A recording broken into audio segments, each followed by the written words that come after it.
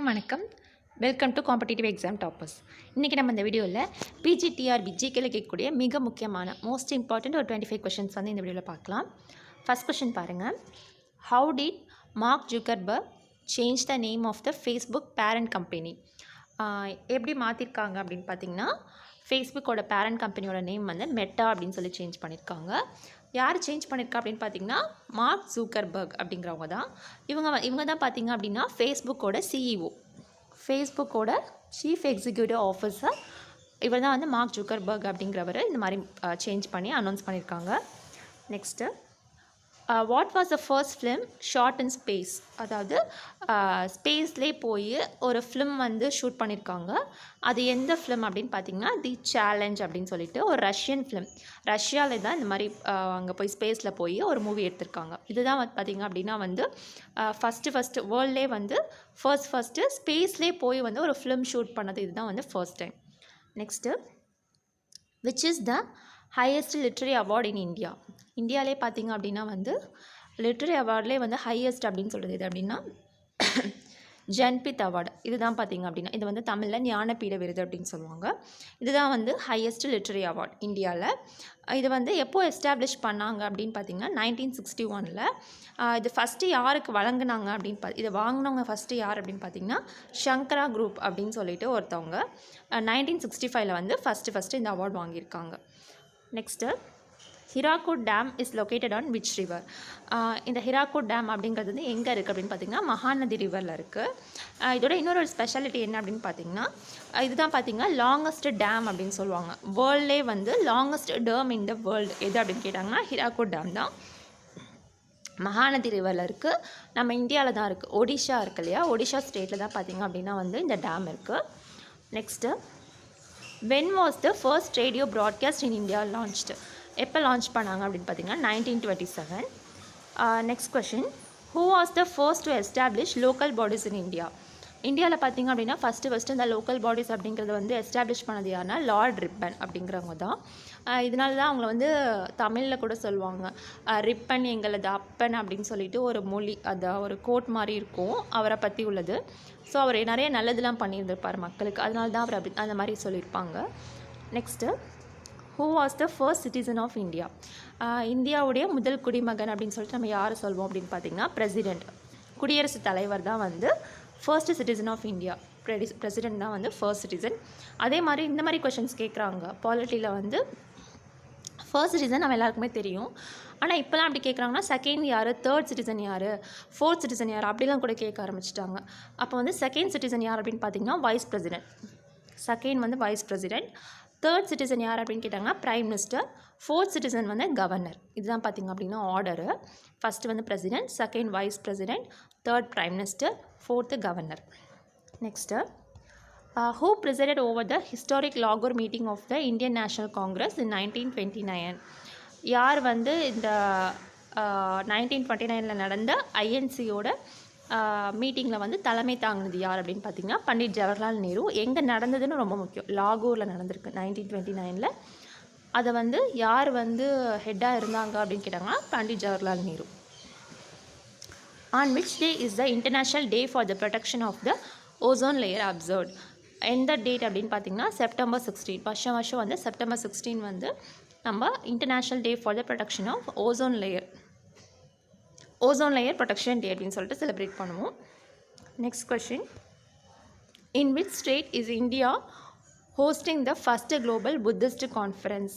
எங்கே வந்து ஃபஸ்ட்டு இந்த குளோபல் புத்திஸ்ட் கான்ஃபரன்ஸ் அப்படின்னு சொல்லிட்டு இந்தியா எந்த ஸ்டேட்டில் வந்து இது பண்ணாங்க அப்படின்னு கேட்டாங்கன்னா Bihar. Next question, national unity day is observed. என்றைக்கு வந்து நேஷ்னல் யூனிட்டி டே நம்ம அப்சர்வ் பண்ணுறோம் அப்படின்னு பார்த்திங்கன்னா செப்டம்பர் 31. இது வந்து எப்போலேருந்து நேஷ்னல் யூனிட்டி டே அப்படின்னு சொல்லிட்டு நம்ம செலிப்ரேட் பண்ணுறோம் அப்படின்னு பார்த்திங்கன்னா 2014 2014 தான் பார்த்திங்க அப்படின்னா நேஷ்னல் யூனிட்டி டே அப்படின்னு சொல்லிட்டு ஒன்று அப்சர்வ் பண்ணுறோம்.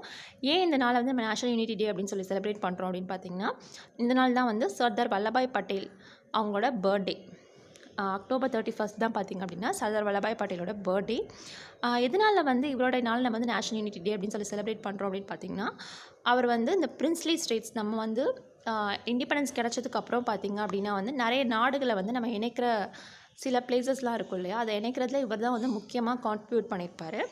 அதே மாதிரி நிறைய பிரின்ஸ்லி ஸ்டேட்ஸ்லாம் தனியாக இருந்திருக்கும். அவங்களெலாம் கன்வின்ஸ் பண்ணி நீங்கள் வந்து இந்தியா அப்படிங்கிற இதில் வந்து சேருங்க, ஜாயின் பண்ணுங்க அப்படின்னு சொல்லிட்டு அவர் தான் வந்து அதெல்லாம் எல்லா விஷயங்களுமே பண்ணியிருப்பார். அதில் அவரோட கான்ட்ரிபியூஷன் வந்து நிறைய இருந்திருக்கும். ஸோ அதனால தான் பார்த்திங்க அவர் வந்து ஒரு யூனிட்டி எல்லாத்தையுமே வந்து ஒரு ஒன்றாக்குனதுனால அவருடைய பர்த்டே வந்து நம்ம நேஷ்னல் யூனிட்டி டே அப்படின்னு சொல்லி செலிப்ரேட் பண்ணுறோம். இன்னொன்று என்ன பார்த்திங்கன்னா வந்து ஸ்டாச்சு ஆஃப் யூனிட்டி அப்படின்னு சொல்லிட்டு இவருடைய சிலையை வந்து குஜராத்தில் வச்சுருக்காங்க. இவரோட அதுதான் பார்த்திங்க அப்படின்னா வந்து வேர்ல்டு டாலஸ்ட்டு ஸ்டாச்சு, இதுவும் ரொம்ப முக்கியம். இது வந்து 182 மீட்டர் இருக்குது அப்படின்னு சொல்கிறாங்க. 182 மீட்டர், 182 மீட்டர் குஜராத்தில் இருக்குது இவருடைய ஸ்டாச்சு. அது வந்து ஸ்டாச்சு ஆஃப் யூனிட்டி அப்படின்னு சொல்லுவோம். இதெல்லாம் important points. Next, who is the new commander of the Indian navy? யார் அப்படின்னு பார்த்தீங்கன்னா ஆர் ஹரிகுமார். இவங்க தான் வந்து new commander of the Indian navy. Next, who is the new chief justice of Chennai high court? Chennai ஹைகோர்ட்டோட சீஃப் ஜஸ்டிஸ் புதுசாக அப்பாயிண்ட் ஆகிருக்கவங்க யார் அப்படின்னு பார்த்தீங்கன்னா முனீஸ்வர்நாத் பண்டாரி அப்படிங்கிறவங்க தான். Next, which city has been declared as the 20th municipal corporation of Tamil Nadu? எது அப்படின்னு பார்த்தீங்கன்னா தாம்பரம் தான் பார்த்திங்க அப்படின்னா இப்போ 20th முனிசிபல் கார்பரேஷன் அப்படின்னு சொல்லிட்டு இது பண்ணியிருக்காங்க. Next, whose birthday is observed as Tamil dictionary day? Tamil அகராதியல் நாள் அப்படின்னு சொல்லிட்டு தமிழில் சொல்லுவோம். யார் அப்படின்னு பார்த்தீங்கன்னா Veerama Munivar. Next question, where is the headquarters of the central government located? எங்கன்னு பார்த்தீங்கன்னா நியூ டெல்லியில் தான் பார்த்திங்க அப்படின்னா வந்து சென்ட்ரல் கவர்மெண்ட்டோட ஹெட் குவார்ட்டர்ஸ் இருக்குது. Next, the provision of suspension of fundamental rights in times of crisis is derived from which constitutional law? இது வந்து ஒரு பாலிட்டிக் கொஷினு. இதில் வந்து சோர்சஸ் ஆஃப் இந்தியன் கான்ஸ்டியூஷன் அப்படின்னு சொல்லிட்டு ஒரு டாப்பிக்கே இருக்கும். அதில் பார்த்திங்க அப்படின்னா இது ஒரு முக்கியமான பாயிண்ட்டு. இந்த கொஷின்ஸும் அடிக்கடி இந்த சோர்சஸ் எங்கேருந்து எடுத்தாங்க, ஃபண்டமெண்டல் ரைட்ஸை எங்கேருந்து எடுத்தாங்க, அதே மாதிரி ஃபண்டமெண்டல் டியூட்டிஸ் எங்கேருந்து எடுத்தாங்க, சில இதெல்லாம் வந்து நம்ம நிறைய கான்ஸ்டியூஷன்லேருந்து நம்ம அடாப்ட் பண்ணி நம்ம கான்ஸ்டியூஷனில் இன்க்ளூட் பண்ணியிருந்திருப்போம்.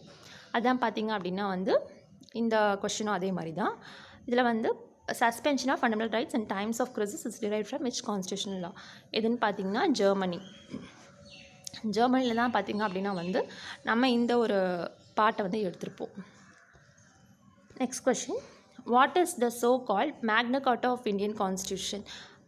அரசியலமைப்பின் மகா சாசனம் அப்படின்னு சொல்லுவோம் இல்லையா, அது வந்து மேக்னா கார்ட்டா. எதுன்னு பார்த்திங்கன்னா பார்ட் 3 ரொம்ப முக்கியம். பாலிட்டியில் வந்து ரொம்ப முக்கியமான டாபிக் வந்து பார்ட் 3 ஃபண்டமெண்டல் ரைட்ஸ் அப்படிங்கிறது. ஃபண்டமெண்டல் ரைட்ஸ்லேருந்து கண்டிப்பாக கொஷின்ஸ் வரும். ஃபண்டமெண்டல் ரைட்ஸ் வந்து வராமலே இருக்காது. சோர்சஸ், இந்த ஃபண்டமெண்டல் ரைட்ஸு, சாலியன்ட் ஃபியூச்சர்ஸ், இது எல்லாத்துலேயுமே பார்த்திங்க அப்படின்னா ரொம்ப முக்கியமான டாபிக். இதுலேருந்து கண்டிப்பாக கொஷின்ஸ் வரும்.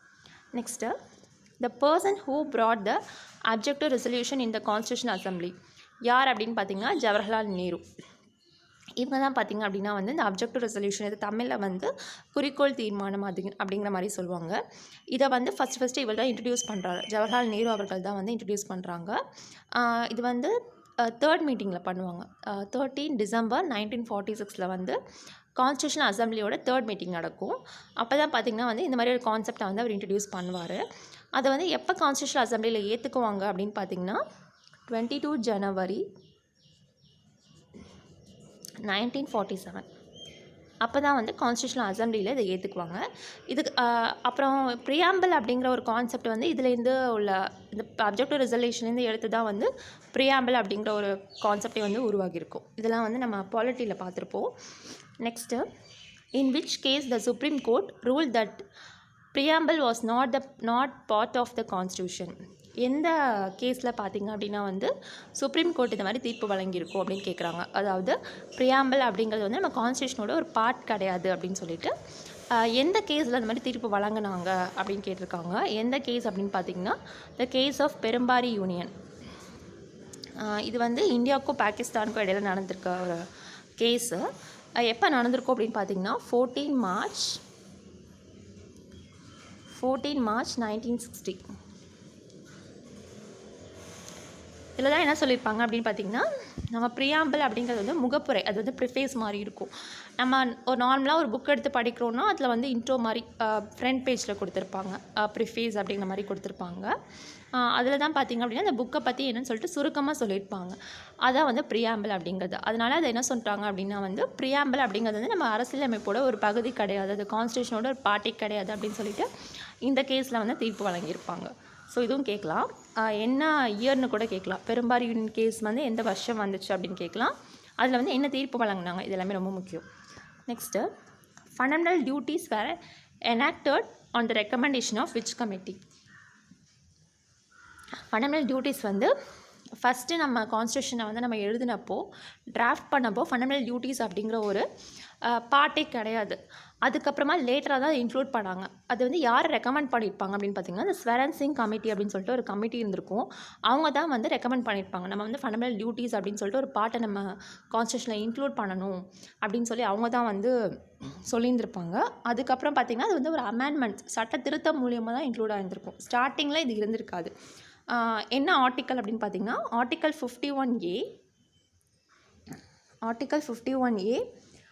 பார்ட் 4A இதில் தான் பார்த்திங்க அப்படின்னா வந்து அமெண்ட்மெண்ட் மூலயமா இதை இன்க்ளூட் பண்ணியிருப்பாங்க ஃபண்டமெண்டல் டியூட்டிஸ் அப்படிங்கிற ஒரு பகுதியை. எந்த அமெண்ட்மெண்ட் ஆக்ட் அப்படின்னு பார்த்திங்கன்னா 42nd அமெண்ட்மெண்ட் ஆக்ட் 1976. இது ரொம்ப முக்கியம். 42nd amendment act 1976. ஆக்சுவலாக பார்த்திங்கன்னா நம்ம இந்தியன் கான்ஸ்டியூஷனை வந்து 1950லேயே டிராஃப்ட் பண்ணி முடித்து அதை எல்லாருமே ஏற்றுக்கிட்டு இருந்திருப்பாங்க 1950லேயே. ஆனால் இது எப்போ இன்க்ளூட் ஆகிருக்குன்னு பாருங்கள், 1976 தான் வந்து ஃபண்டமெண்டல் டியூட்டிஸ் அப்படிங்கிற ஒரு இதே வந்து கான்ஸ்டியூஷனுக்குள்ளே இன்க்ளூட் பண்ணுறாங்க, ஜாயின் பண்ணுறாங்க, திருத்தம் பண்ணுறாங்க அப்படின்னு சொல்லுவோம் இல்லையா. அப்போ வந்து 42nd அமெண்ட்மெண்ட் ஆக்ட் 1976 தான் வந்து ஃபண்டமெண்டல் டியூட்டிஸ் அப்படிங்கிறது ஒன்று இன்க்ளூட் ஆகுது. ஸ்டார்டிங்கில் பார்த்திங்கன்னா அதில் வந்து 10 ஃபண்டமெண்டல் டியூட்டிஸ் தான் இருந்திருக்கு. அதாவது 1976 படி பார்த்தோம் அப்படின்னா 10 ஃபண்டமெண்டல் டியூட்டிஸ் மட்டும்தான் இருந்திருக்கு. அதுக்கப்புறம் என்ன பண்ணியிருக்காங்க அப்படின்னு பார்த்திங்கன்னா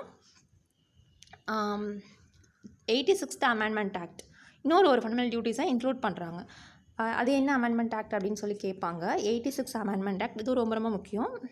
2002 அப்போ வந்து இன்னொரு ஒரு ஃபண்டமெண்டல் டியூட்டி மொத்தம் 10 டியூட்டி அப்போ சொல்லியிருக்காங்க. அதாவது வந்து நம்ம அதை எப்படி எக்ஸாம்பிள் சொல்லலாம்னா, நம்ம தேசிய கொடியை மதிக்கணும், தேசிய பாடல் வந்து பாடும்போது எப்படி இருக்கணும், அந்த மாதிரிலாம் நிறையா இதெல்லாம் சொல்லியிருப்பாங்க. ஃபண்டமெண்டல் டியூட்டிஸ் எல்லாமே சொல்லியிருப்பாங்க.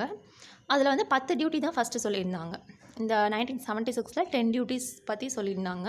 அதுக்கப்புறமா 86th அமெண்ட்மெண்ட் ஆக்ட் 2002 2022 ஒரே ஒரு இன்னொரு ஒரு டியூட்டி வந்து இன்க்ளூட் பண்ணுறாங்க. அது என்ன டியூட்டி அப்படின்னு பார்த்தீங்கன்னா, இது படி 2002 படி பார்த்தோன்னா 11 டியூட்டி ஆகிடுது ஒன்று சேர்த்ததுக்கப்புறமா. இது வந்து என்னென்னு பார்த்தீங்கன்னா, எல்லா எவ்ரி பேரண்ட்டுக்கும் வந்து அவங்களோட டியூட்டி, அதாவது 6 to 14 இயர்ஸ்க்கு உள்ள குழந்தைங்களுக்கு கட்டாய கல்வி கொடுக்கணும். Duty of every parent to provide education for the children up to 6 to 14 years. 6லேருந்து 14 வயசுக்கு உள்ள குழந்தைங்களுக்கு கல்வி கொடுக்கணும் அப்படிங்கிறது வந்து ஒவ்வொரு பெற்றோர்களோட கடமை அப்படின்னு சொல்லி அது ஒரு டியூட்டி அப்படின்னு சொல்லிட்டு இன்க்ளூட் பண்ணியிருந்தாங்க. இது கண்டிப்பாக கேட்கலாம். 86 2002 இது ரொம்ப முக்கியம்.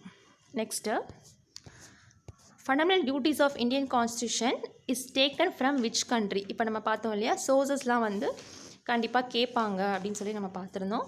அதில் பார்த்திங்கன்னா இதுவும் வந்து one of the sources. Fundamental duties அப்படிங்கிறது வந்து எந்த கான்ஸ்டியூஷன்லேருந்து எடுத்தாங்க அப்படின்னு பார்த்திங்கன்னா, ரஷ்யன் கான்ஸ்டியூஷன் எடுத்தது தான் பார்த்திங்கன்னா ஃபண்டமெண்டல் டியூட்டிஸ் அப்படிங்கிறது.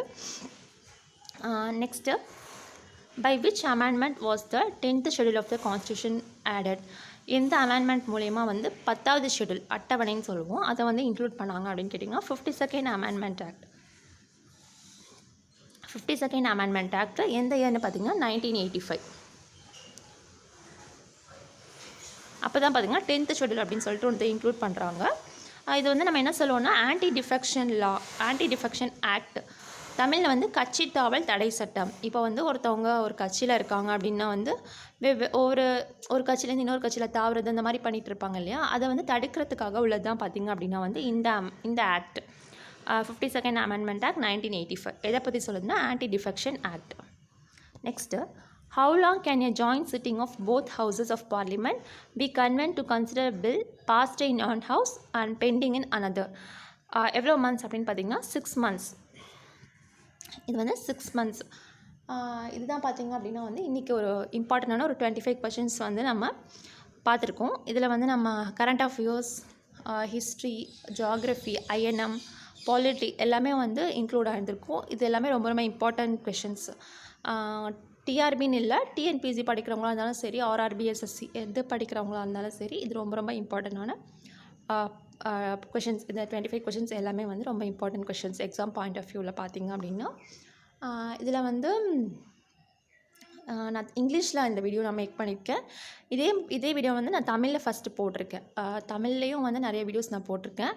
சில பேர் வந்து இங்கிலீஷில், சில வியூவர்ஸ் வந்து இங்கிலீஷ் மீடியம் ஸ்டூடெண்ட்ஸ் போல் இருக்குது. அவங்க வந்து எங்களுக்கு இங்கிலீஷில் போடுங்க அப்படின்னு சொல்லி கேட்டிருந்தாங்க. ஸோ அவங்களுக்காக வந்து இங்கிலீஷ் மீடியம் ஸ்டூடெண்ட்ஸ்க்கும் யூஸ்ஃபுல்லாக இருக்கும் அப்படிங்கிறதுக்காக நான் இந்த வீடியோ நான் இங்கிலீஷில் மேக் பண்ணேன். இந்த வீடியோ உங்களுக்கு யூஸ்ஃபுல்லாக இருந்திருக்கும் அப்படின்னு நினைக்கிறேன். இந்த வீடியோ பிடிச்சிருந்துச்சு அப்படின்னா லைக் பண்ணுங்கள். உங்கள் ஃப்ரெண்ட்ஸ்க்கும் யூஸ்ஃபுல்லாக இருக்கும் அப்படின்னு நினச்சிங்கன்னா உங்கள் ஃப்ரெண்ட்ஸ் கூட ஷேர் பண்ணுங்கள். இப்போ தான் நீங்கள் first time competitive exam toppers அப்படிங்கிற சேனலில் பார்க்குறீங்க அப்படின்னா சப்ஸ்கிரைப் பண்ணிட்டு பக்கத்தில் இருக்க பெல் ஐக்கானை கிளிக் பண்ணிக்கோங்க. அப்போ தான் நாங்கள் அடுத்தடுத்து காம்படிட்டிவ் எக்ஸாம்ஸ் பற்றி போடுற வீடியோஸ், அப்டேட்ஸ், பிளானிங் ஸ்ட்ராட்டஜி, எப்படி படிக்கணும், என்னென்ன மாதிரி படிக்கணும் அப்படிங்கிற வீடியோஸ் எல்லாமே வந்து உங்களுக்கு உடனடியாக வந்து சேரும். இந்த வீடியோ பற்றி உங்களுக்கு ஏதாவது கமெண்ட்ஸ், சஜஷன்ஸ், ஃபீட்பேக்ஸ் இருந்துச்சு அப்படின்னா கீழே கமெண்ட் பாக்ஸில் கமெண்ட் பண்ணுங்கள். உங்களுக்கு வேறு ஏதாவது இந்த மாதிரி எங்களுக்கு வீடியோஸ் போட்டால் நல்லாயிருக்கும் அப்படின்னு உங்களோட சஜஷன் இருந்துச்சு அப்படின்னா அதையும் கீழே கமெண்ட் பாக்ஸில் கமெண்ட் பண்ணுங்கள். அதுக்கு தகுந்த மாதிரி நான் நெக்ஸ்ட் வீடியோவில் நான் போட ட்ரை பண்ணுறேன். இந்த வீடியோவில் தான். இந்த வீடியோ பார்த்துக்காக நன்றி. இதே மாதிரி ஒரு யூஸ்ஃபுல்லான இன்ட்ரெஸ்டிங்கான வீடியோட நெக்ஸ்ட் நம்ம மீட் பண்ணலாம். தேங்க்ஸ் ஃபார் வாட்சிங்.